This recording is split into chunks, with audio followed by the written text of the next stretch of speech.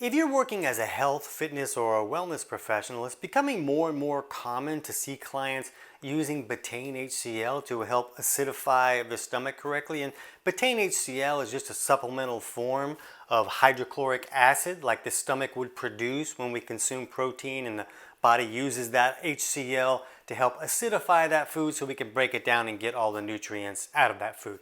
And it's becoming very popular because it works very well. If someone is not making enough stomach acid, it can create a wide variety of symptoms and health issues. And using this Betaine HCL can really improve a lot of those scenarios. But there's a lot of mistakes that your clients might make with HCL, and there's a lot of problems that can happen when somebody first starts to use it. So in this video, I'm going to help you understand some steps that you can take with your clients before they start to supplement with Betaine HCL to really ensure success. Here we go.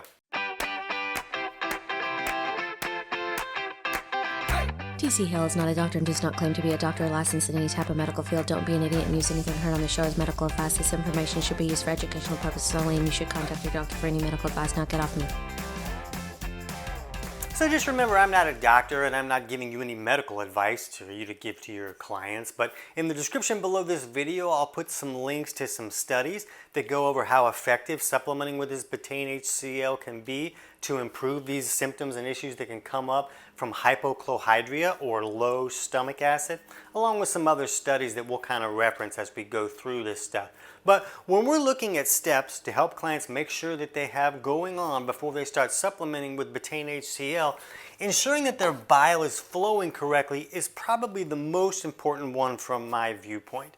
And basically, once food comes into the stomach and it gets acidified with this hydrochloric acid, when it leaves the stomach, that triggers the gallbladder to squirt this alkaline bile down that helps us emulsify all our dietary fats so we can break those down. But it also helps us neutralize the acids that are leaving the stomach. And that whole process there in the duodenum also triggers the pancreas to squirt out some enzymes to help us break down our food and some bicarb to help that neutralizing process. And if all those things don't happen, then these acids just continue to move through the digestive tract where they really shouldn't be. There shouldn't be acid down here in the small intestine or even further down in the duodenum because those tissues are not made to hold those acids the way that the stomach is. So that can create a lot of trouble, can create chronic diarrhea issues where then a client's really not going to be able to assimilate nutrients in what they're eating because everything's rushing through the system.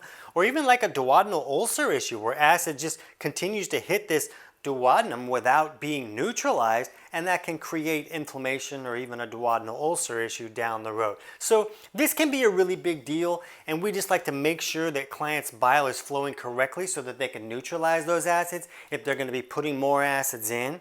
And one thing to think about is that one of the things that triggers this gallbladder to drop the bile down is the acid going into the duodenum. That's one of the major triggers. Dietary fats can trigger it as well.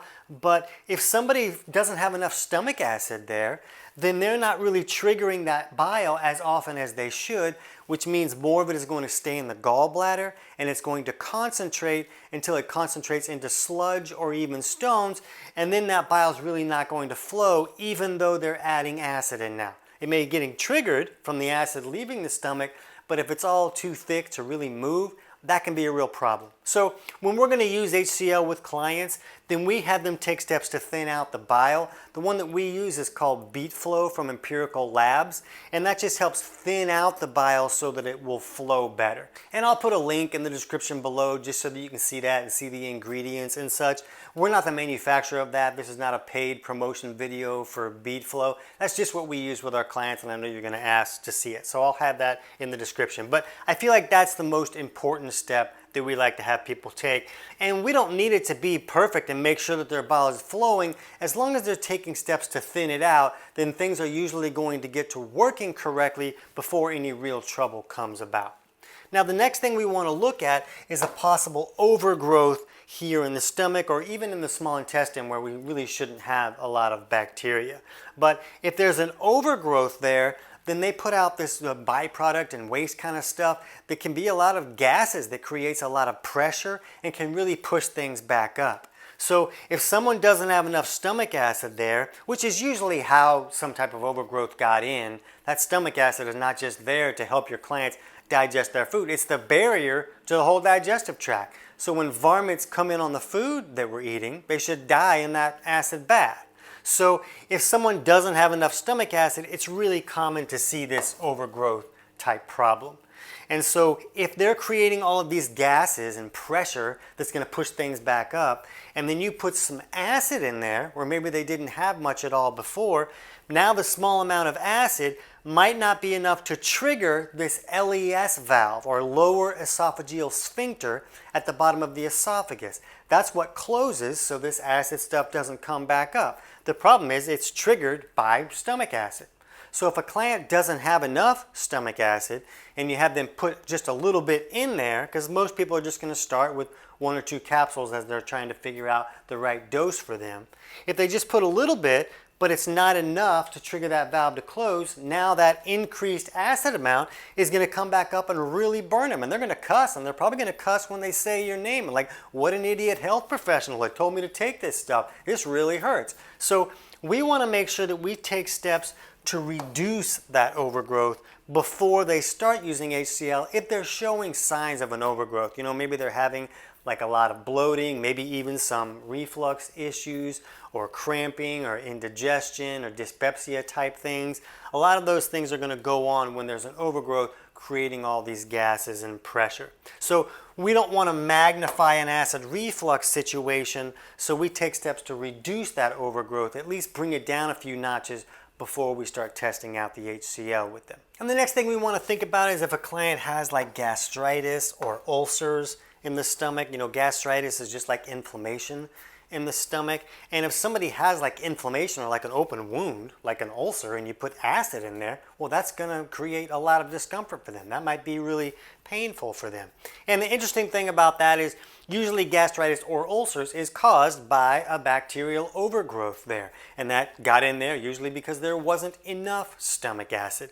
Now, I have heard from people with gastritis type issues that say that they improved it by using Betaine HCL, because a lot of people feel like it's the HCL that triggers the stomach to create that mucus lining that protects the stomach. So when I hear from people that say, oh, they improved it by using HCL, I understand why. I just don't usually do that with clients. I usually want them to take steps to improve the gastritis and bring down that inflammation first, and then start using HCL. And I'll put a link in the description below for our video over on our channel for consumers on gastritis, a different viewpoint, and you can dig into that a little bit more if you want to learn more about that. The next thing that we want to think about is if a client is having loose stools or chronic diarrhea type issues, we want to try to fix that before we introduce Betaine HCL. Because remember, Betaine HCL is going to increase the acidity of everything moving through there. And a lot of times the stool will move at a pace according to its pH, and the more acidic it is, the faster it will move. So if somebody already has everything screaming through the system and you're going to put HCL and more acid in there, then it might lift them off the toilet like a rocket with crazy diarrhea. You really don't want to magnify that situation. So we like to take steps to reduce that diarrhea before we start to supplement with Betaine HCL. Now, there is a rare situation, we see this sometimes, not that often, where the diarrhea is actually being caused by an overly alkaline stool and all these things moving through the digestive tract. And that over-alkalinity can irritate all that lining the same way that an over-acidity will, and the body's just trying to rush it through the system because it's irritating everything. And then the client will put in that HCL and it'll balance it out and it'll stop the diarrhea. But that's just not the first step that we take. We like to try other steps like improving bile flow and reducing an overgrowth and taking other steps that can reduce that diarrhea before implementing the HCL with those particular clients. Another scenario we want to be aware of is if a client is dealing with an H. pylori infection there in the stomach. There's some people that kind of feel like you shouldn't supplement with Betaine HCL if a person is dealing with H. pylori. They kind of feel like, well, the H. pylori really doesn't like an acidic environment, so when you put that acid in there, they're going to like dig down into that mucus layer of the stomach and hide, so when you put stuff in there to try and kill them off, you can't kill them off because they're hiding. And then there's other people that believe that, well, H. pylori can kind of create energy from hydrogen. And so if you're putting this hydrochloric acid, hydrogen is one of the things that the body uses to generate this hydrochloric acid. So if you're going to supplement with hydrochloric acid, you're basically putting this hydrogen in there that's going to feed all this H. pylori, and they're going to have a party and really thrive. I just don't view it that way. This supplemental H. pylori is like this processed form. It's not like the hydrogen that your body would create. But the other thing to think about is that, remember, when you're not acidifying the stomach, you're allowing all these bad guys to come in. You're opening the front door. And I'm going to put a link in the description below to a study that showed that H. pylori has the ability to feed off of hydrogen that other types of bacteria create. And when someone has an H. pylori infection, anytime some kind of varmint gets in the system and sets up camp, it kind of makes the environment more hospitable for other bad guys to come in. So it's really rare that anybody's just going to have an H. pylori infection. They almost always have H. pylori and something else going on. So when you leave the front door open, now these other bacteria come in and they create hydrogen anyways and give the H. pylori and all this fuel to use. But the main thing to understand is that no client should just use Betaine HCl to fix a H. pylori infection. Just making the environment more acidic and less hospitable for the H. pylori is not usually going to be enough to wipe them out. You need to take other steps like antimicrobials like mastic gum or D-limonene or all these other things that we use to reduce that overgrowth. Now, if you're taking steps to bring that down a few levels and then start using HCl, I don't see it as problematic, and I see it as part of the solution. You really want to close that door, otherwise you're going to take steps with these clients to wipe out all these bad guys, and a month or two later it's going to come right back in because they didn't do anything to fix the stomach acid function. And if you're afraid of H. pylori like burrowing down into that stomach lining more when you make things acidic, then you really should be taking your antimicrobial steps away from food anyways. You shouldn't be taking those while you're acidifying the stomach. When people use things like mastic gum or other antimicrobials, they usually do that away from food. There's also a lot of studies that show that most people have H. pylori in the system, and it's just not problematic because it's not at a level that's creating all this trouble. So if the concern about the hydrochloric acid was legitimate, I feel like every human that had a digestive system that was working correctly would have a major H. pylori infection because of the hydrogen that was going on. So I just don't view it that way. I view it as more important to close the front door so that you're not creating trouble over and over again. Now remember, not all clients are going to be dealing with all these issues. You don't have to be concerned about all this stuff. If a client is not showing signs of any of these troubles, then I'll just have them start the beet flow to make sure the bile is thinning out and it's going to flow, and then they start the HCl and they usually do just fine. So I hope that helps reduce the odds of clients having trouble when they first start HCl. You know, it's funny that usually the people who need HCl the most are going to have the most amount of trouble when they first start it, just because of the reactions you can have from some type of bacterial overgrowth that's putting out all this alkaline waste, and then you put HCl in there and it mixes with the alkaline waste and creates this fizzy mess in the stomach that can create like magnified bloating or just discomfort, and they don't feel great, and they just don't understand, well, I just need to reduce that overgrowth a little bit and then the HCl is going to work okay.